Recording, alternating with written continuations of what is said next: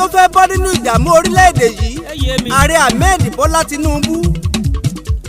Ọ̀wọ́n gbogbo epo bẹntiró lójoojúmọ́ ó dojú sú ni. Ìnira yìí gbàpọ̀jù ọkọ̀ sẹ́nẹ́tọ̀ Rẹ̀mí ṣe bẹ́ẹ̀ ti sọ pé ẹ lè gbà wàhálà. ẹ mọ̀ ẹ́ ṣàwádà. Kí ló wá dé tí gbogbo aráàlú ti ní ìnira bọ́ sínú ìnira? I wonder o. From frying pan to fire níbo là ń lọ? Eye mi. Ààrẹ Bọ́lá Ahmed Tinubu ẹ dákun ẹ fèsì ká gbọ́. Ọjàre. Òjò Awógbèmí mo ti lọ káàkiri mo ti gbọ́ lónírúurú nípa ibi ọ̀pàgbà fọwọ́ mẹ́kẹ́ tí ń para alé para oko. Ààrẹ Ahmed Bọ́lá Tinubu káwí fúnra wa lódodo ilẹ̀ yìí pọ̀ ìràn. a gbọ́dọ̀ mọ̀rọ̀ sábẹ́ àwọn ọmọ. Ìyà tí ń jẹ mọ́ Nàìjíríà lọ́wọ́lọ́wọ́ ó rí gẹ́gẹ́ bí ẹni tá a ní kó mọ òrùkúta láì mọ́ṣùká lérí. Ẹ̀sátìlì. Ẹni tá a ní ó jókòó tá a kò ṣó sórí àga fún. Èèyàn tá a ní kó tẹlẹ̀ kó rìn tó ṣe pé a ti gbẹ́ kòtò síwájú fún tá a pé kó mọ rìn bọ̀ láì fòyà. Ìgbà wo nírú òǹtọ̀ ọ̀hún tá a gbẹ́ kòtò sójú ọ̀nà fún pé kó mọ rìn bọ̀ láì fòyà kó fọkàn balẹ̀ òní kó sí páńpẹ́. Ààrẹ Bọ́lá Tinubu àwọn ọmọ orílẹ̀-èdè yìí jẹ́ ẹni ká lọ fọkàn balẹ̀ lásìkò ìpolongo àti jẹ àti mu ó ti wá dogun dọdẹ fún wa. Oúnjẹ ò ṣeé rà lọ́jà mọ́ gbogbo ọjà ló gbówó lérí ẹ̀wà àtìrẹsì ó ti di góòlù fún mẹ̀kúnnù. Òjò Awógbèmí èmi ìdédé kọrin síjọba àmọ́ àsìkò ló tó yẹ ká sòdodo ọ̀rọ̀ síra wa létí kó lè jáfiri jágán kó jáfiri jágán kó lè jáfiri jàgàn kó jáfiri jàgàn. Ìbẹ̀rù ò sí fún mi bí mo bá ń sòdodo. Òjò Awógbèmí mo kọjá akéwì mọ̀jẹ̀sín tíjọba òṣèlú lè mọ́ balẹ̀rù. Ìdí ẹ bá ní pé bá a wí á kú bá a sì wí ikú ọ̀padà wá gbẹ̀yìn gbogbo ẹni tó wí. Àtẹni tó fọwọ́ lẹ́rán tí ń páyà di sòdodo kò sẹ́ni tí ò ní báyé lọ. Ààrẹ Bọ́lá Ahmed Tinubu jẹ́ tí ogbódodo ìnira ìjọba yín ti papọ̀jù lára mẹ̀kúnnù. Ṣé bí ká mọ̀ bá jìyà láṣẹ yámọ̀jìyà lọ́fà níjọ́sí. torí bá a ní. tá a fi lọ dìbò tá a ṣe bólúgbàlà wádé. mo rántí o ẹni ká lọ fọkàn balẹ̀ nígbà yẹn mo rántí o. bẹ́ẹ̀ni.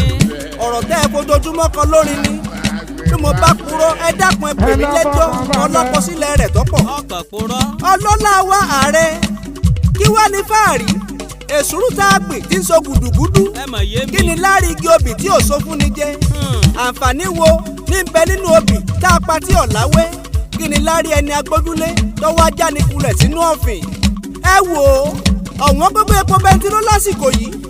ààrẹ Bọ́lá Tinubu ìjàmbá gidi ló mú bọ̀ lọ́nà. ọlágbára jù. fẹ́ẹ́ gbà mí gbọ́ ó ti ń sun ewúrẹ́ aráàlú kan kiri oníkálukú ti ń kérora.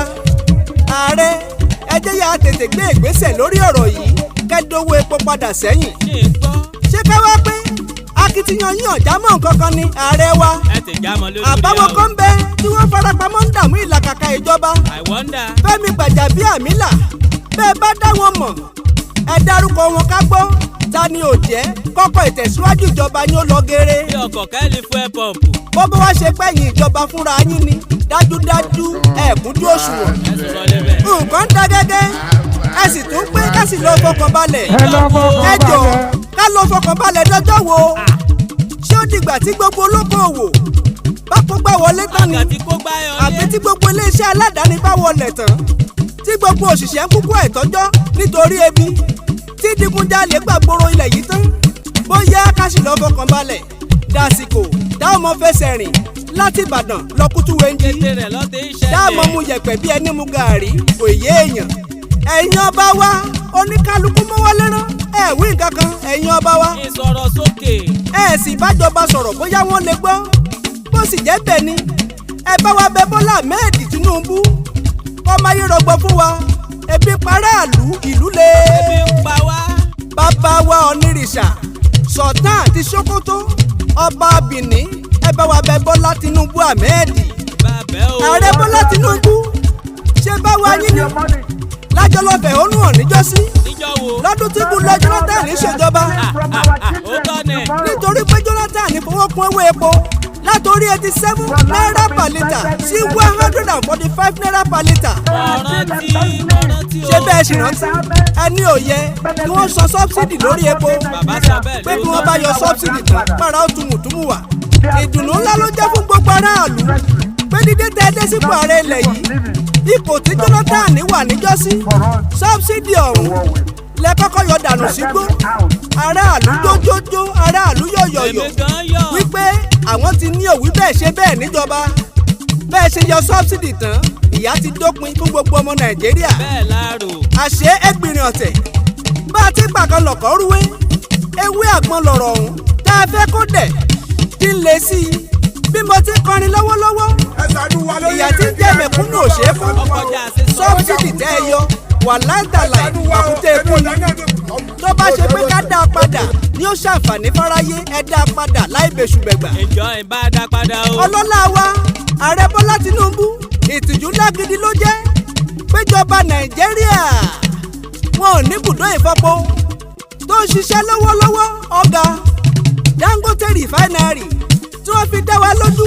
pé yóò sòkè ìṣòro epo dilẹ̀ a gbọ́ páwọn kan nínú ìjọba ni ọ̀jẹ́ kó lójú Mele Kyari lọ̀pọ̀ aráàlú sọjú sí lára wọn tí wọ́n lóun gan ló mú kọ́rọ̀ wọn nira ààrẹ Bọ́lá Ahmed Tinubu ẹ dákun ẹ jọ̀ọ́ ẹ jẹ́ kó fi pò ó lẹ̀. àwọn èèyàn ń sọ bẹ́ẹ̀ lígbó. mo sì ń padà bọ̀ tó bá tún yá o ó dijọ́ tára bá tu gbogbo mẹ̀kúnnù kí n tó dákẹ́ wíwí. OJO Awógbèmí ò rebi kankan àjọ ń bẹ nílé ni àmọ̀ràn ni mo gbà yín ọ̀rọ̀ ìjà kọ́ ọ̀rọ̀ èébú kọ́ ààrẹ Bọ́lá Tinubu Ahmed